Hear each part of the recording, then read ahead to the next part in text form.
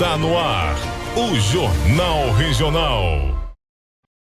Estamos iniciando o primeiro Jornal Regional inédito de 2025, trazendo notícias das cidades do Brasil, do mundo, do estado do Rio de Janeiro e muito mais. Você confere as manchetes de hoje.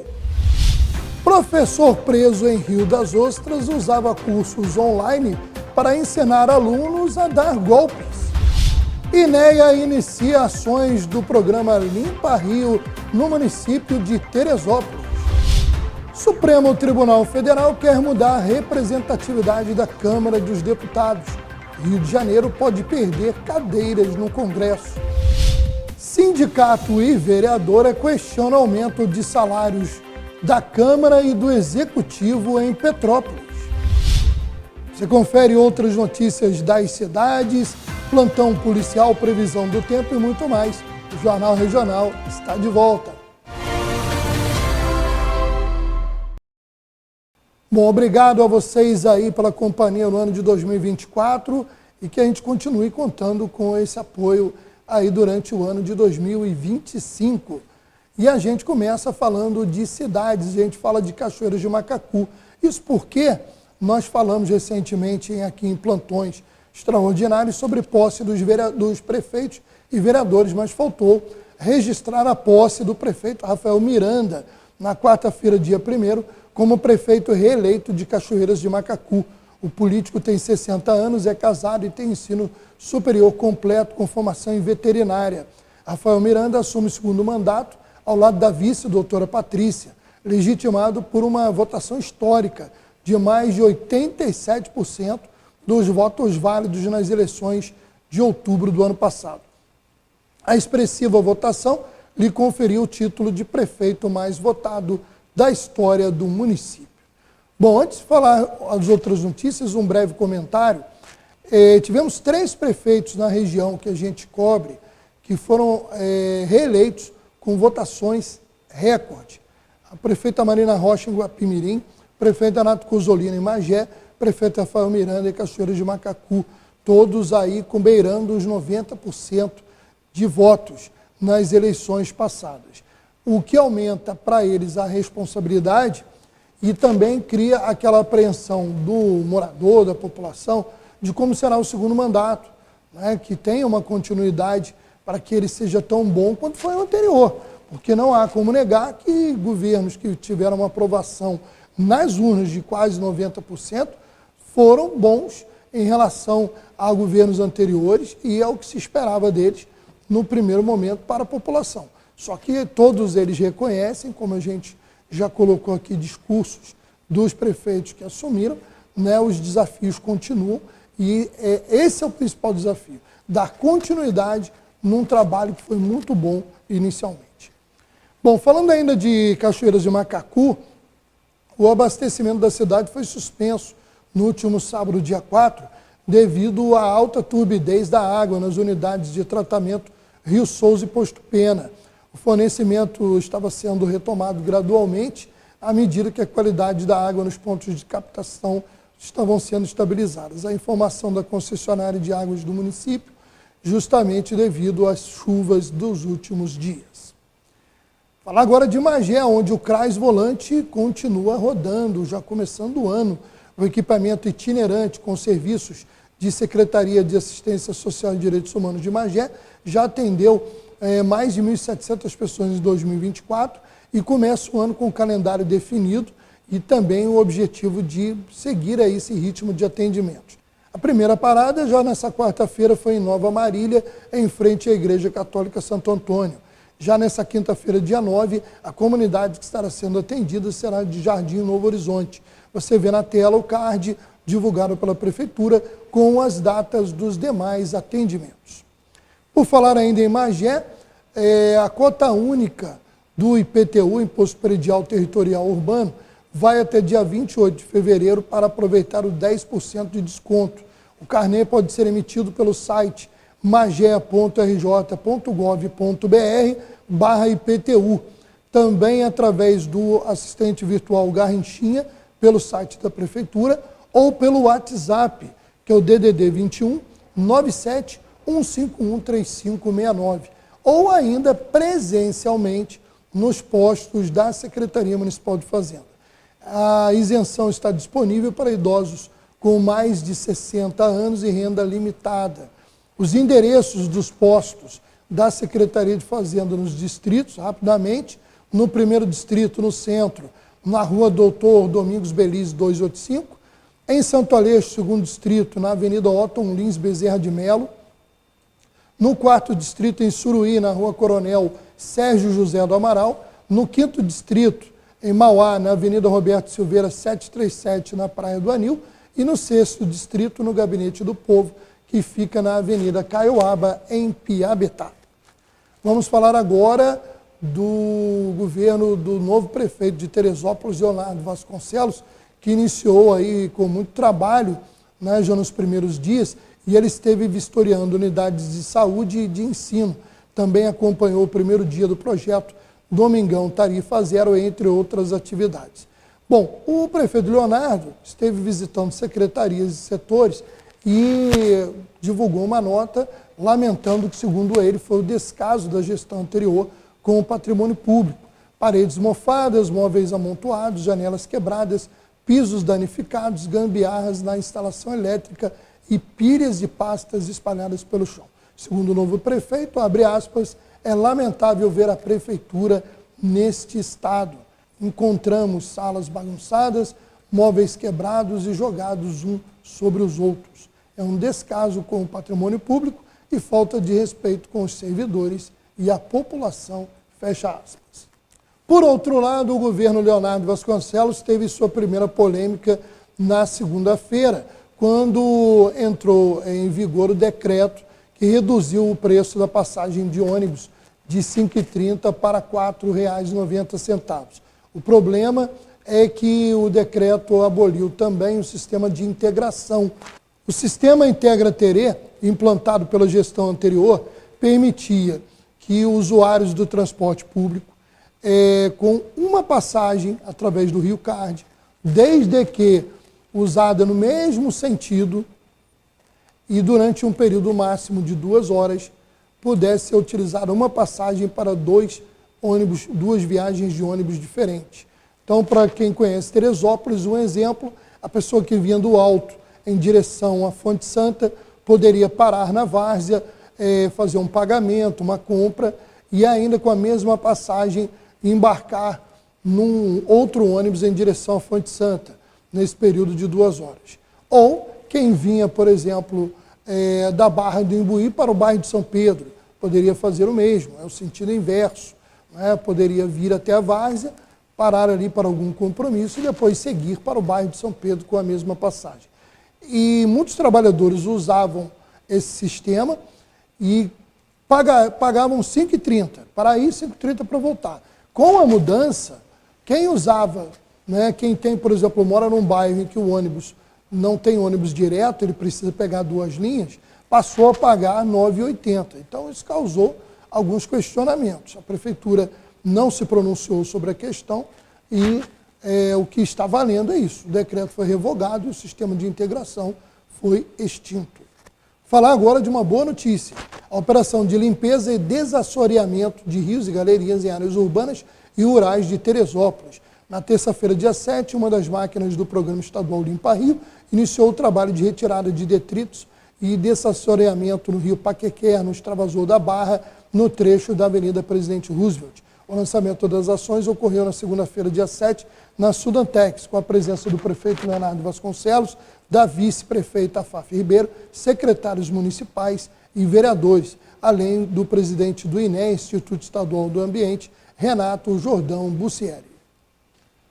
Bom, vamos falar agora da cidade de Petrópolis, onde o CEP, o Sindicato dos Profissionais de Ensino, e a vereadora Júlia Caçamasso Matoso, do PSOL, entraram na Justiça com um pedido de investigação e adoção de providências contra a Prefeitura e a Câmara Municipal por causa da aprovação de aumento salarial para prefeito, secretários, vice-prefeito e vereadores.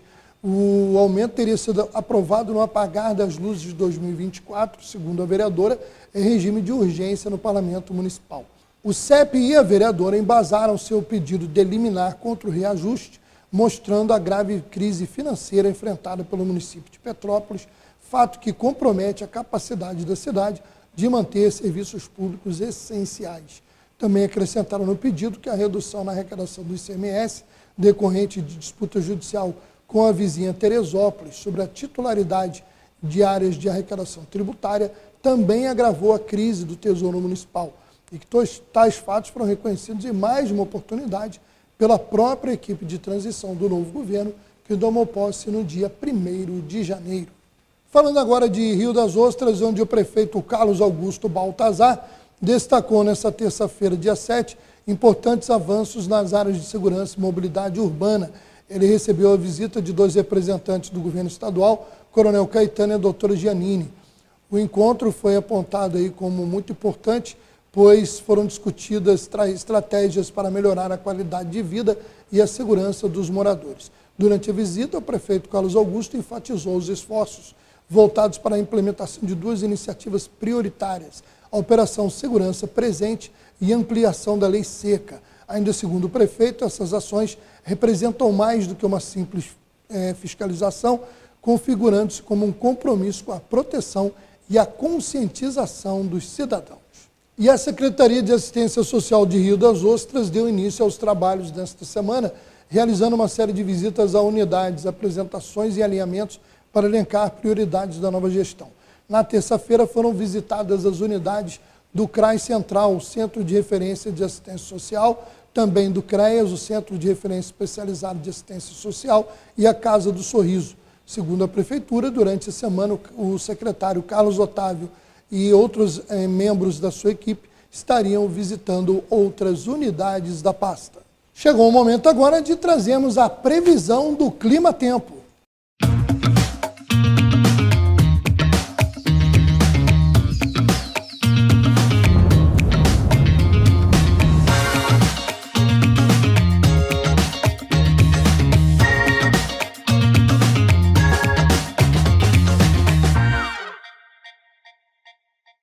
Nessa quarta, o risco de temporal ainda vai seguir alto em grande parte do país. O tempo segue firme e seco também na maior parte do Rio Grande do Sul, enquanto as pancadas continuam mais localizadas entre São Paulo e o Rio de Janeiro.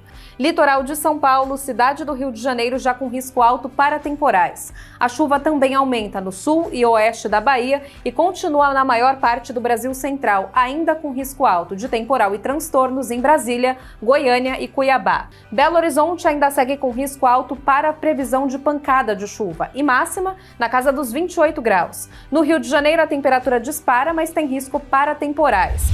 Dando um giro agora de notícias pelo Brasil e pelo mundo, o material escolar no país está mais caro, pesando cada vez mais no orçamento das famílias logo agora no início do ano. Uma pesquisa feita pelo Instituto Locomotiva mostra que a classe C, que tem filhos em escola particular, é a mais afetada. A rua 25 de Março, área de comércio popular no centro de São Paulo, já está cheia de gente comprando material escolar.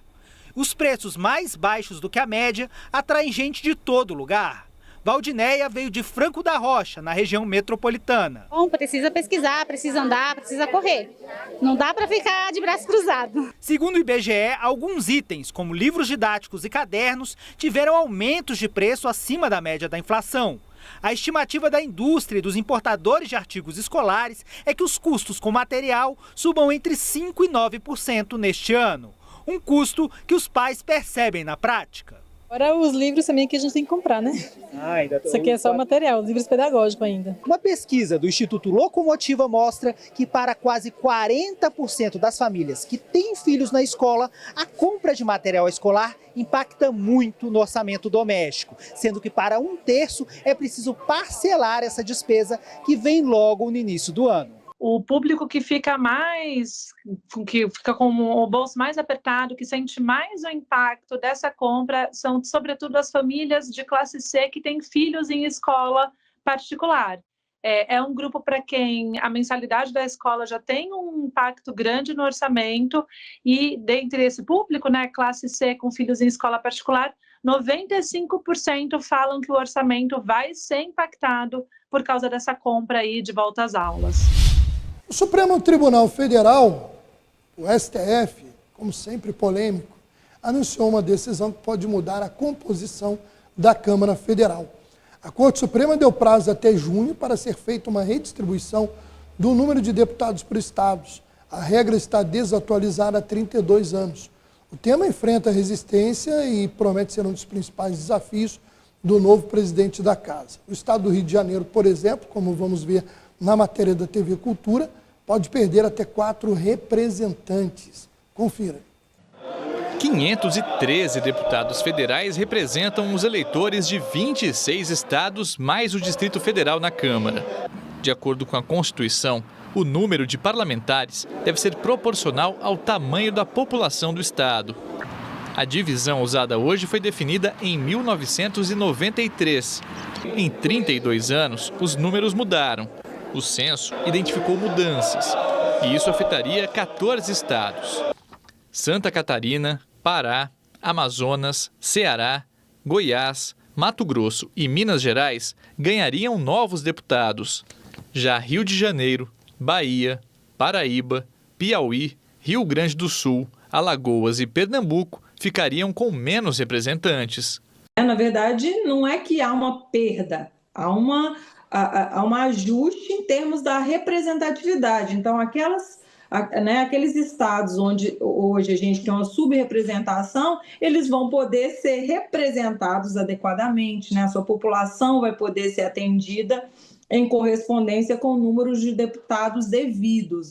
O estado do Pará acionou o Supremo Tribunal Federal em busca de uma revisão. Em 2023, a Corte determinou que o Congresso decida, até o final de junho, o novo número de parlamentares. Esse será um dos desafios do novo presidente da Câmara. A Casa já analisou uma proposta de lei complementar sobre o tema.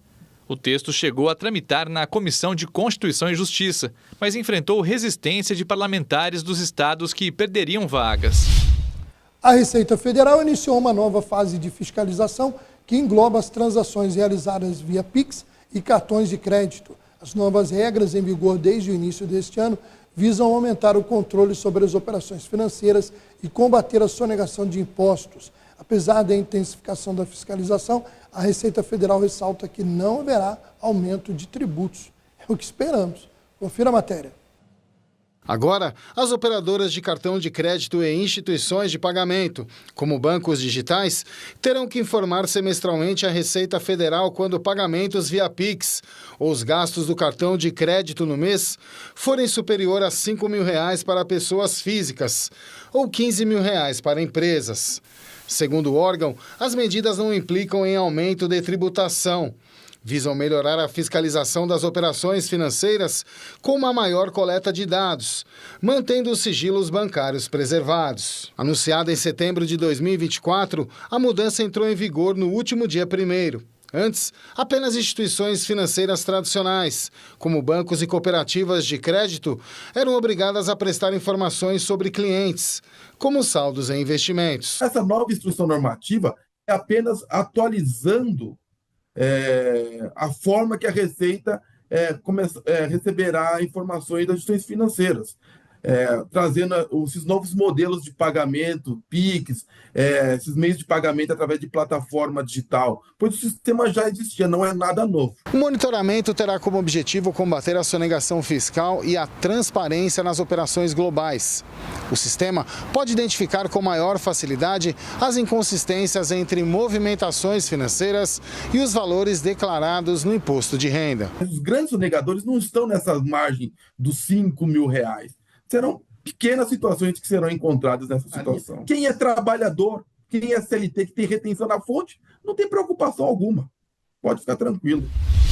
Foi anunciada a entrada de mais um país no BRICS. A Indonésia é o primeiro membro pleno a ingressar em 2025 no grupo que reúne algumas das maiores economias emergentes do mundo, inclusive o Brasil. A entrada, da Indonésia já tinha sido aprovada no Congresso, na cúpula de 2023, lá em Joanesburgo, na África do Sul, mas foi confirmada apenas no ano passado. A Indonésia é a maior economia do Sudeste Asiático e tem a quarta maior população do planeta, portanto, um país importante aí no BRICS. O Brasil, que ocupa a presidência do BRICS até o dia 31 de dezembro, publicou uma nota saudando a entrada da Indonésia, ressaltando aí a importância do país e do apoio à reforma das instituições de governança global. A expectativa para esse ano é que outros 8 países entrem aí no BRICS, entre eles Cuba, Bolívia e Malásia.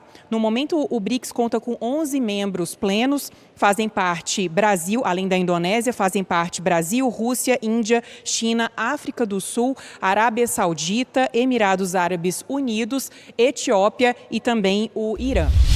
Nosso giro agora é de notícias policiais e começamos por Teresópolis, onde logo no início da semana, na segunda-feira, dia 6, no bairro do Rosário, 3 indivíduos foram presos pelo crime de tráfico de drogas. Além das 3 prisões, a Polícia Militar apreendeu 178 pinos de cocaína, cerca de 574 gramas, 21 pedras de crack, cerca de 32 gramas e mais uma outra pedra de tamanho diferente de crack.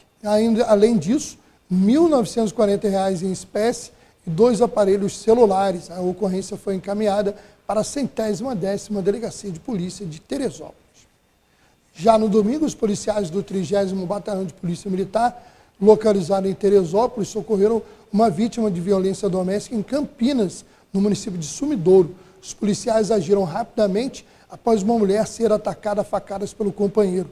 A vítima foi socorrida e identificou o agressor, que tentou se esconder em uma plantação próxima, mas foi localizado, preso e encaminhado à 111ª Delegacia de Polícia de Sumidouro. Agora vamos ver essa notícia do portal Cidade 24 Horas, parceiro do Jornal Regional, de um professor que foi preso em Rio das Ostras, e seu caso era tão absurdo, que foi notícia na grande mídia. Ele simplesmente tinha cursos online para ensinar como aplicar golpes. Confira a matéria do Adriano Pereira. Um professor de cursos online foi preso em Rio das Ostras acusado de liderar um esquema criminoso que oferecia treinamentos para estelionatários. Paulo César Gomes da Silva Dutra, conhecido como Banucha Gomes, ensinava técnicas de fraude e vendia dados pessoais, contas bancárias e cartões clonados por meio de plataformas ilegais na internet. O assunto foi destaque na noite deste domingo, no Fantástico da TV Globo. A operação conduzida pela polícia revelou que o acusado movimentava cerca de R$ 1,5 milhão por mês e contava com mais de 50 mil inscritos em seus sites. Além do material apreendido, foram encontrados drogas ilícitas e armas durante a operação. Tudo que eu vendo, eu procuro vender com garantia e regras para que vocês estejam sempre assegurados. Um indivíduo com 33 anos de idade, nascido no Rio de Janeiro, oriundo da Rocinha. A polícia descobriu que atualmente Paulo César Gomes da Silva Dutra, o Banucha, morava em Rio das Ostras, na região dos Lagos do Rio. Ele era conhecido como influenciador digital do crime. Guarda. Botar no cofrinho, sobrou guarda, tá? Vamos se preparar para os dias ruins. Aparecia parte do escritório dele, a mão, mas nunca imagens do rosto ou de locais que pudesse levar à identificação dele e do local onde ele se estava estabelecido. Ensinava para e passo quais os nomes, quais as técnicas, quais os nomes dos equipamentos, como deveria ser praticado o crime. Ele tinha uma apostila que ele dava uma verdadeira aula. A Lara, com segurança, que eu não recomendo ninguém usar conta pessoal, tanto para enviar quanto para receber dinheiro nos trampos. O investigado era tido como professor no ambiente digital, tendo em vista que ele fornecia ferramentas e transmitia conhecimentos em grupos fechados para a prática de novos delitos. Seus sites foram retirados do ar e a polícia agora busca identificar e punir os indivíduos que colocavam em prática as técnicas criminosas ensinadas por ele. A defesa de Banucha Gomes afirmou que as acusações são infundadas e que ele está à disposição da justiça para prestar esclarecimentos. Diversas contas para um único CPF. Você pode ter um relacionamento bancário em diversas instituições. São conscientes e recebem parte do dinheiro, o fruto do golpe, o fruto do crime. Hoje existem redes de laranjas que operam nas atividades de golpe. É fácil você encontrar na internet pessoas dispostas a alugar a sua conta corrente por R$1.000, R$500 para receber recursos de golpe. Jingle bell, tá rolando algo sim.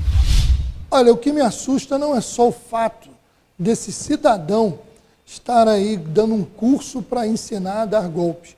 O que me assusta mais ainda do que a atitude de um é que 50 mil pessoas entraram nos cursos online do cara. 50 mil pessoas querendo saber como enganar os outros, que trabalham com muito suor para conquistar suas coisas. 50 mil sem vergonha, né?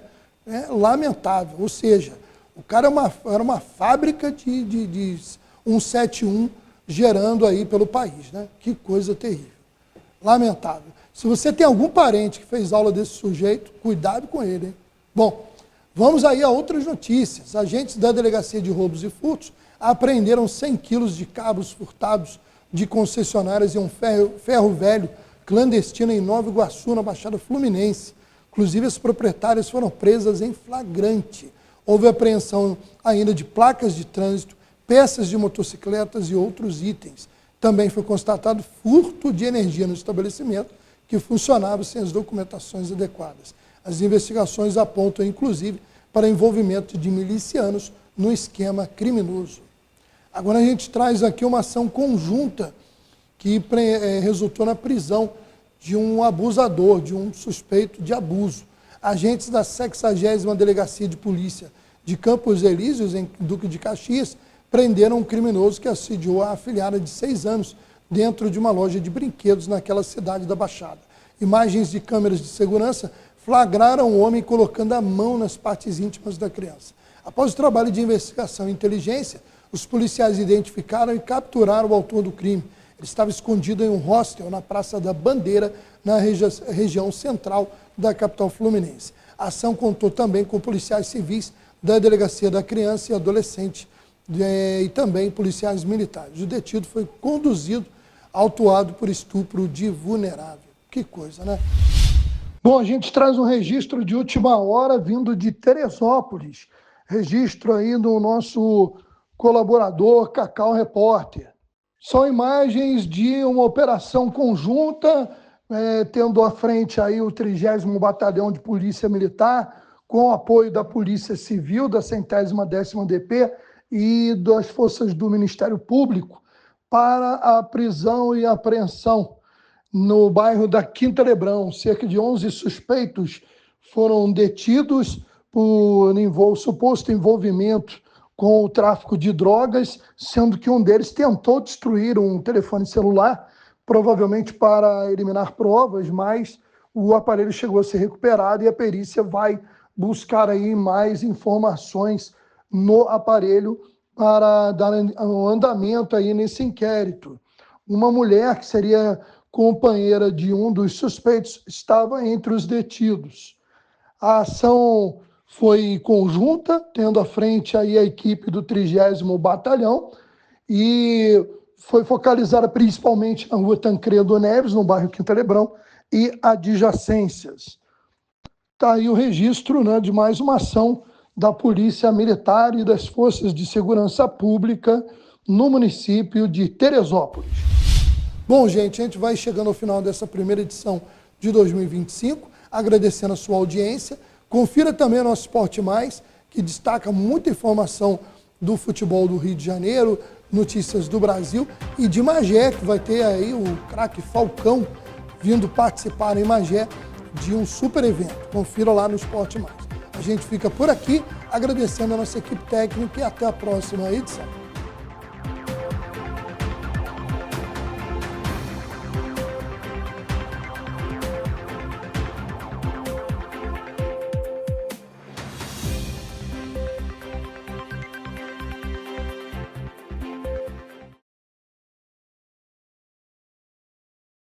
Para você, lata. Para ele, casa. Para você, pneu usado. Para ele, academia. Para você, garrafa. Para ele, maternidade. O que para você é lixo, para o mosquito da dengue é um luxo. Deixe seu quintal sempre limpo e acabe com as mordomias do Aedes aegypti.